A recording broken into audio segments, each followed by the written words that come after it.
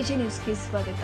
ಕರ್ನಾಟಕ ರಾಜ್ಯ ರಾಜಕಾರಣದಲ್ಲಿ ಇತ್ತೀಚೆಗೆ ತಿಂಗಳಿಂದ ಕಾಂಗ್ರೆಸ್ ಪಕ್ಷದ ರಾಜ್ಯ ಆಡಳಿತ ಮೇಲೆ ವಿರೋಧ ಪಕ್ಷದ ಸ್ಥಾನದಲ್ಲಿ ಇರುವ ಬಿಜೆಪಿಯೊಂದಿಗೆ ಮೈತ್ರಿ ಮಾಡಿಕೊಂಡು ಜೆಡಿಎಸ್ ಪಕ್ಷವೂ ಸೇರಿಕೊಂಡು ಕರ್ನಾಟಕ ಮುಖ್ಯಮಂತ್ರಿ ಸಿದ್ದರಾಮಯ್ಯ ನೇತೃತ್ವ ಸರ್ಕಾರವನ್ನ ಅಸ್ಥಿರತೆಗೊಳಿಸಬೇಕು ಅಂತ ರಾಜ್ಯಪಾಲರ ಅಧಿಕಾರವನ್ನ ದುರುಪಯೋಗ ಮಾಡಿಕೊಳ್ಳುವಂತೆ ಕೇಂದ್ರ ಬಿಜೆಪಿ ಸರ್ಕಾರದಿಂದ ಒತ್ತಡ ಹಾಕಿಸಿ ರಾಜ್ಯಪಾಲರು ಕೇಂದ್ರ ಸರ್ಕಾರದ ತನ್ನ ಕೈಗೊಂಡಿಯಾಗಿ ಕೆಲಸ ಮಾಡುತ್ತಿದ್ದಾರೆ. ಈ ರೀತಿ ನಡೆದುಕೊಳ್ಳೋದ್ರಿಂದ ಪ್ರಜಾಪ್ರಭುತ್ವದ ಮೂಲಭೂತ ತತ್ವಕ್ಕೆ ಅಪಾಯವಾಗುತ್ತೆ, ಒಕ್ಕೂಟದ ವ್ಯವಸ್ಥೆಗೆ ಧಕ್ಕೆ ಬರುತ್ತೆ. ರಾಜ್ಯಪಾಲರು ಸಂವಿಧಾನಿಕ ಪ್ರತಿನಿಧಿಯಾಗಿ ಕೆಲಸ ಮಾಡುವ ಬದಲು ಕೇಂದ್ರ ಸರ್ಕಾರದ ಕೈಗೊಂಡಿಯಾಗಿ ನಡೆದುಕೊಂಡಿದ್ದಾರೆ.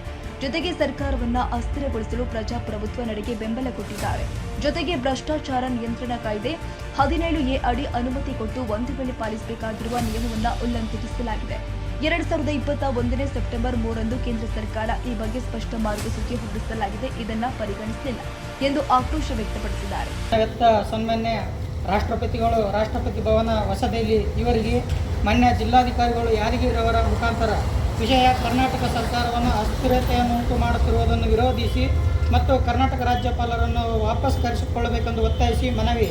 ಕರ್ನಾಟಕ ರಾಜ್ಯ ರಾಜಕಾರಣದಲ್ಲಿ ಇತ್ತೀಚೆಗೆ ತಿಂಗಳಿಂದ ಕಾಂಗ್ರೆಸ್ ಪಕ್ಷದ ರಾಜ್ಯ ಆಡಳಿತ ಮೇಲೆ ವಿರೋಧ ಪಕ್ಷದ ಸ್ಥಾನದಲ್ಲಿರುವ ಬಿಜೆಪಿಯೊಂದಿಗೆ ಮೈತ್ರಿ ಮಾಡಿಕೊಂಡ ಜೆಡಿಎಸ್ ಪಕ್ಷವು ಸೇರಿಕೊಂಡು ಕರ್ನಾಟಕ ಮುಖ್ಯಮಂತ್ರಿ ಸಿದ್ದರಾಮಯ್ಯ ನೇತೃತ್ವದ ಸರ್ಕಾರವನ್ನು ಅಸ್ಥಿರತೆಗೊಳಿಸಬೇಕೆಂದು ರಾಜ್ಯಪಾಲರ ಅಧಿಕಾರವನ್ನು ದುರುಪಯೋಗ ಮಾಡಿಕೊಳ್ಳುವಂತೆ ಕೇಂದ್ರ ಬಿಜೆಪಿ ಸರ್ಕಾರದಿಂದ ಒತ್ತಡ ಹಾಕಿಸಿ ರಾಜ್ಯಪಾಲರು ಕೇಂದ್ರ ಸರ್ಕಾರದ ತನ್ನ ಕೈಗೊಂಬೆಯಾಗಿ ಕೆಲಸ ಮಾಡುತ್ತಿದ್ದಾರೆ.